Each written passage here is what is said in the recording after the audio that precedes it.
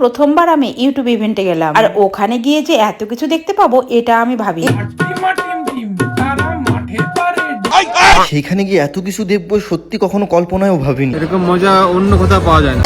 আমাদের ক্লাস 9 এ এই স্যার ঝিলিক খানকে আমাদের পদ মারছিল তোমায় ছাড়া। ও হচ্ছে ইন্ডাস্ট্রির একটা অনেক বড় দালাল, যে মেয়েদেরকে ক্লায়েন্টস ধরে দেয় অ্যাপারেন্টলি। ও ভাই মারো মুঝে মারো। অনেক কিছু স্যাক্রিফাইস করেছে, আর পাঁচটা নর্মাল লোকের মতো আমি জুতো বসতে পারতাম না।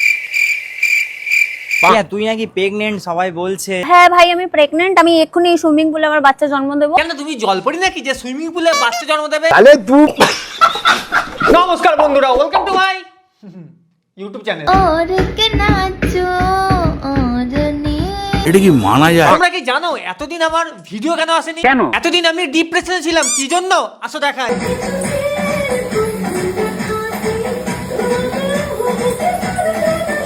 फैमिली देखती है, वरना मैं ऐसे ऐसे गाली दूं, ऐसे ऐसे।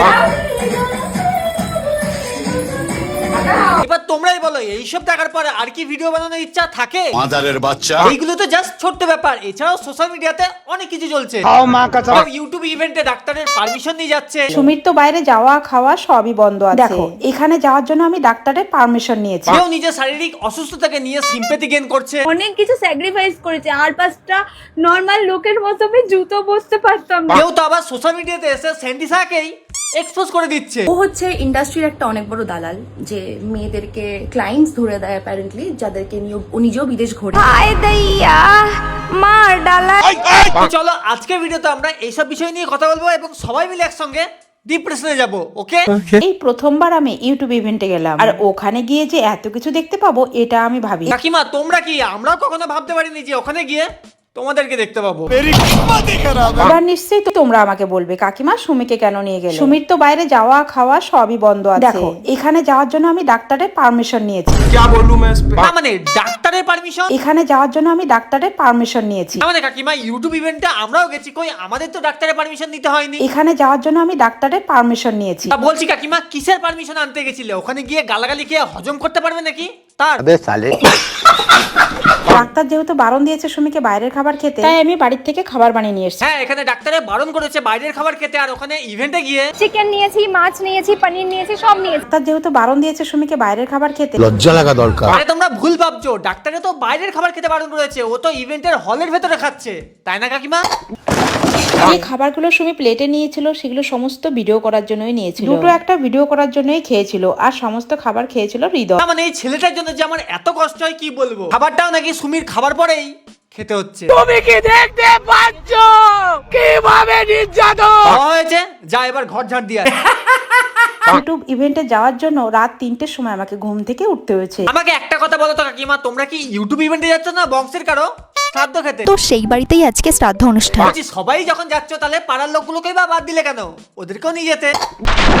যদি তোমার ট্রেডিং করার কোনো প্ল্যান থাকে আর নিজের রিয়েল মানিটাকে ট্রেড করতে ভয় লাগে, তাহলে পকেট পকেটের নতুন প্ল্যাটফর্ম ইউজ করতে পারো, কারণ এরা রিসেন্টলি নিজের প্ল্যাটফর্মকে রিডিজাইন করেছে আর ইন্টারফেসকে খুব ক্লিন এবং সিম্পল রেখেছে। এখানে এন্টার করার সঙ্গে সঙ্গে তুমি পেয়ে যাবে একটা ফ্রি ডেমো অ্যাকাউন্ট, যার ভেতরে থাকে $50,000। যদি তুমি বিগিনার হও তাহলে ডেমো অ্যাকাউন্টের টাকা ইউজ করে তুমি প্র্যাকটিস করতে পারো, আর রিয়েল মানি লাগানো ছাড়াই এই প্ল্যাটফর্মের সব ফিচার্স গুলি বুঝতে পারবে। এরপরেও যদি তোমার নিজে থেকে ট্রেড করতে ভয় লাগে, তাহলে তুমি এখানকার কপিরাইট ফিচার্সটাও ইউজ করতে পারো, যেখানে তোমরা লিডার বোর্ডের টপ ট্রেডারের ট্রেডকে কপি করে ইউজ করতে পারো। এছাড়া আপার লিমিট ইউজ করে নিজের অ্যাকর্ডিং ট্রেড করতে পারো। এছাড়া পকেটে কোনো উইথড্রল ফি লাগে না, আর 24/7 কাস্টমার সাপোর্টও পাওয়া যায়। তোমরা যদি এটা ইউজ করতে চাও তাহলে আমার প্রোমো কোড বদমাস 100 ইউজ করতে পারো। আর সবথেকে বড় কথা, তুমি যদি বিগিনার হও, প্রথমে ডেমো অ্যাকাউন্ট ইউজ করে ট্রেড করা শেখো, আর নিজের টাকা রিস্কে রাখবে নাকি সেটা বিবেচনা করো। দেখো সকালবেলা ব্রেকফাস্টে আমি কত রকম খাবার নিয়ে, আমি জানি না এগুলো খেতে পারবো কিনা, কেমন খেতে হবে জানিও না। মানে খেতে পারবে নাকি সেটাও জানি না, কিন্তু থালা ভর্তি করা যায়। আমি জানি না এগুলো খেতে পারবো কিনা। বলছি পার্সেল করে নিয়ে চলে যায়নি তো? আবার মানুষ ইউটিউব ইভেন্টে গিয়ে কি করে? কেউ নিজেদের কন্টেন্ট নিয়ে আলোচনা করে, কেউ কিভাবে আরো গ্রো করা যায় সেগুলো নিয়ে আলোচনা করে। কিন্তু আমাদের শ্রদ্ধেয় সুমি মামনি, আমাদের ভাইরাল কাকিমার সঙ্গে আমি আমার ভাইরাল ট্রেন্ডটা করব, এত লোককে জিজ্ঞাসা করি কত মানে আউটফিটের দাম, তো আজকে কাকিমাকে আমি পেয়ে গেছি। মানে মানুষের ড্রেসের দাম জিজ্ঞাসা করা, এটা কবে থেকে কন্টেন্ট হয়ে গেল?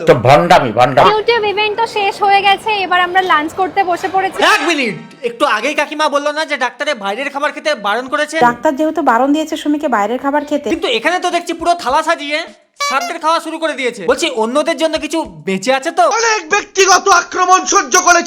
জীবনে প্রথমবার গেলাম ইউটিউব ইভেন্টে, আর সেইখানে গিয়ে এত কিছু দেখবো সত্যি কখনো কল্পনায়ও ভাবিনি। বলতে গেলে এটা আমার কখনো স্বপ্নেও ছিল না। ইভেন্টে যাওয়া নিয়ে আমাদের মধ্যে কি কি সমস্যা হয়েছিল তোমাদের আজকে সমস্তটা খুলে বলবো। বলো বলো, খুলেই বলো, এমনিতেও তোমাদের মধ্যে ঢাকা কিছু নেই।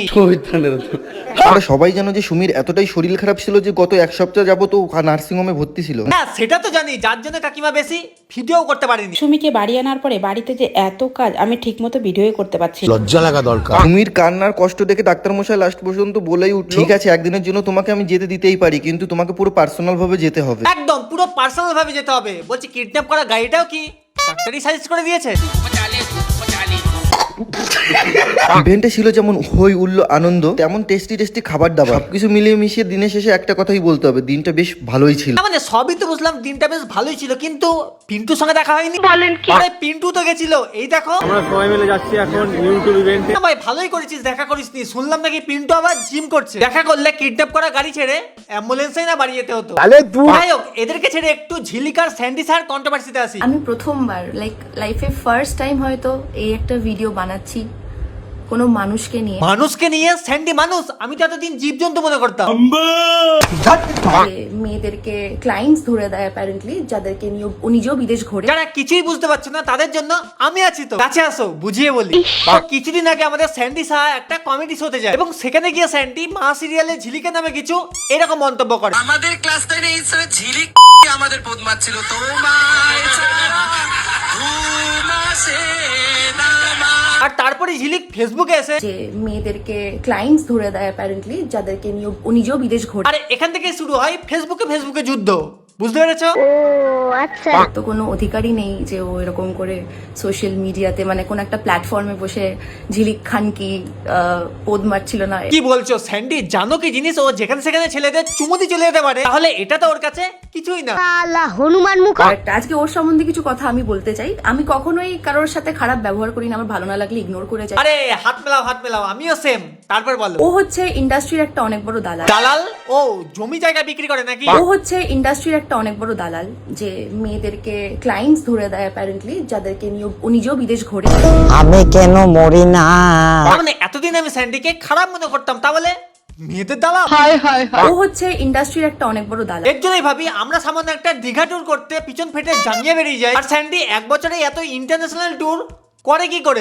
ভাই মারো মুঝে মারো। এই অফারটা আমাকে বহু বছর ধরে স্যান্ডি আমাকে করে যাচ্ছে, তো যতবারই আমাকে ও বলেছে, আমি তোমাকে চ্যাট দেখাতে পারি। এবার বুঝতে পারলাম ইনফ্লুয়েন্সার তো জাস্ট নামে, আসল বিজনেস তো গোডাউনে। যাই হোক, তারপর তোর পাসপোর্ট আছে? কোথাও ঘুরতে গেলে কি তোর বয়ফ্রেন্ডের সাথে যাবে রে, নাকি তুই সিঙ্গেল? কেন স্যান্ডি, বয়ফ্রেন্ড থাকলে তোমার ক্লায়েন্ট যাবে না? তো এই হচ্ছে ওর ক্যারেক্টার। অ্যান্ড আরো কিছু সবাই তো তোমরা জানোই, ও তো নিজেই নিজের ক্যারেক্টার বলেই বেড়ায়। অ্যাকচুয়ালি কি বলতো, এখানে স্যান্ডির কোনো দোষই নেই। এটা কি মানা যায়? কি করবে, পশ্চিমবঙ্গে যদি কোনো চাকরি না থাকে কিছু করে তো খেতে হবে, সেটা জমি দালাল হোক বা। ও হচ্ছে ইন্ডাস্ট্রির একটা অনেক বড় দালাল। তো আই থিঙ্ক তো স্ট্যান্ডার্ডসটাকে এবার একটু উঁচু কর, না হলে গেট আ লাইফ। কি করে স্ট্যান্ডার্ড উঁচু করবে বলো তো? স্ট্যান্ডার্ড উঁচু করার জন্য স্ট্যান্ডার্ড থাকার দরকার হয়, কিন্তু স্যান্ডির তো বেলুন বেলুন দাদা বেলুন বেলুন। না বাবা, বেশি কিছু বলবো না, বেশি কিছু বললে আবার। যাই হোক, ঝিলিকে ঝামেলা ছেড়ে একটু রিয়া ঝামেলাতে আসি। রাস্তাঘাটে ল্যাংড়া ঘোড়া হ্যান ত্যান অনেক কথা বলেছে। আমাকে ডাক্তারি জুতো পরতে হতো কারণ আমার পাটে। আরে বোন কাঁদিস না, তোর ইমোশন দেখে আমারই জল বেরিয়ে আসছে। আরে চোখ দিয়ে। আমার পায়ের সমস্যা নিয়ে আমি দেখতে পাচ্ছি অনেকেই অনেক কথা বলছে। সমস্যাটা আমার পায়ের না, ব্যাপারটা হচ্ছে সমস্যাটা যারা আমাকে নিয়ে বলছে তাদের মাইন্ডের সমস্যা। মানে আমাকে একবার বলো কারা এরা যারা এর পা নিয়ে বলছে? না আমাকে বলো কারা এরা। বললাম ওর একটু পায়ে সমস্যা আছে, কিন্তু ওর আসল সমস্যা তো মাথাতে। দেখোই না যখন তখন খিচকে যায়। না কিছু না, খালি ট্রিপ করবে, ক্যান্সেল করবে, আমার বাড়ি থেকে আমাকে কিছু বলে না, যত বলে তত বাড়ি থেকে বলে। মানে বলছি বোন, তোর ঠিক কিসে সমস্যা বলবি? বলবো না। এক কাজ কর, পায়ে ডাক্তার দেখানোর আগে মাথার ডাক্তার দেখা, এরপরে তো পাগলা গাড়িতেও নেওয়ার আগে দুবার ভাববে। আমার ভিডিও কি হবে? তখন থেকে প্রি ওয়েডিং করে বেড়াচ্ছ তোমরা দুটোই মিলে। এইগুলো কি হচ্ছে? প্রি ওয়েডিং আবার কি কথা? হ্যাঁ, কোলের মধ্যে নিয়ে নাচছে, ঘাড়ের মধ্যে তুলে নাচছে, এটা কি হচ্ছে? এই তানিয়া, এটা কি বলছো? ওরা না বেস্ট ফ্রেন্ড? এবার বেস্ট ফ্রেন্ডকে তো একটু কোলে তুলে নাচানোই যায়, কি সুমি, তাই না? তুমি কি দেখতে পাচ্ছ কিভাবে নির্যাতন? তুই নাকি প্রেগনেন্ট সবাই বলছে, কমেন্ট করছে। একবার তো বলেছিলাম, তারপরেও অশিক্ষিত মহিলাদের কোনো রকম কোনো কিছু হয়নি, ওষুধপত্রও দেখিয়েছিলাম, তো আর কি বলবো। হ্যাঁ ভাই আমি প্রেগনেন্ট, আমি এক্ষুনি সুইমিং পুলে আমার বাচ্চা জন্ম দেবো, সুইমিং পুলে বাচ্চা জন্ম দেবে? এক্ষুনি সুইমিং পুলে আমার বাচ্চা জন্ম দেবো। দেখেছো তো, আমি আগেই বলেছিলাম ওর মাথাতেই ডিফেক্ট আছে, নাহলে একটা মানুষের বাচ্চা সুইমিং পুলে কি করে হয়? ও কি জলপরি? আমি একটা জিনিস বুঝি না, আমি 5টা বছর ধরে আমার পাশে এই একটাই ছেলেকে আমি রেখেছি, এই একটাই ছেলে আমার বন্ধু। এটা তোর প্রবলেম, তুই ঠিক আছে, এটা আমার প্রবলেম।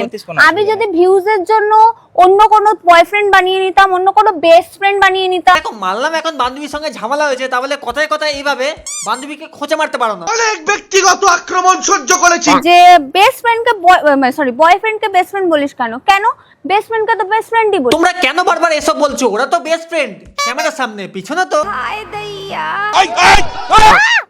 কি সুন্দর। এই কি হলো? ইস্যু, এটা এরকম জিনিস আমি কোনোদিনও দেখিনি। বাহ, আমি কেন মরি না? মানে এমনি এমনি গালাগালি খাই না, এর গালাগালি খাওয়ারও প্রপার রিজন আছে। মানে দোলনা নাকি এ কোনোদিনও দেখেনি। ইস্যু, এটা এরকম জিনিস আমি কোনোদিনও দেখিনি। বলছি ঝাঁটা দেখেছো কখনো? না দেখলে আমার কাছে এসো, দেখানোর সঙ্গে সঙ্গে 2-4টে ঘা দিয়ে টেস্টও দিয়ে দেবো। লঙ্কার পকোড়া অর্ডার করে আমাদের দুজনের সাথে স্ক্যাম হয়ে গেল। কি বললো? স্ক্যামারদের সঙ্গে স্ক্যাম হয়ে গেল? স্ক্যাম হয়েছে, আমরা ভেবেছিলাম গোটা গোটা লঙ্কা থাকবে, কিন্তু ওটা কেটে কেটে দেওয়া হয়েছে। না মানে তুমি লঙ্কার পকোড়া খেতে গেছো, এবার সেটা কেটে পকোড়া করবে না গোটা পকোড়া করবে, সেটা তো দোকানদারের ব্যাপার, এটা তো প্রবলেম। আমাকে তুমি উঠায় নাও। তো আমি তো আর এইসব সহ্য করতে পারছি না, তাই আজকের ভিডিও এতটাই থাক। ভিডিও ভালো লাইক কমেন্ট শেয়ার আর হ্যাঁ সাবস্ক্রাইব করতে ভুলো না। দেখা হচ্ছে পরের ভিডিওতে, ততদিনের জন্য বাই।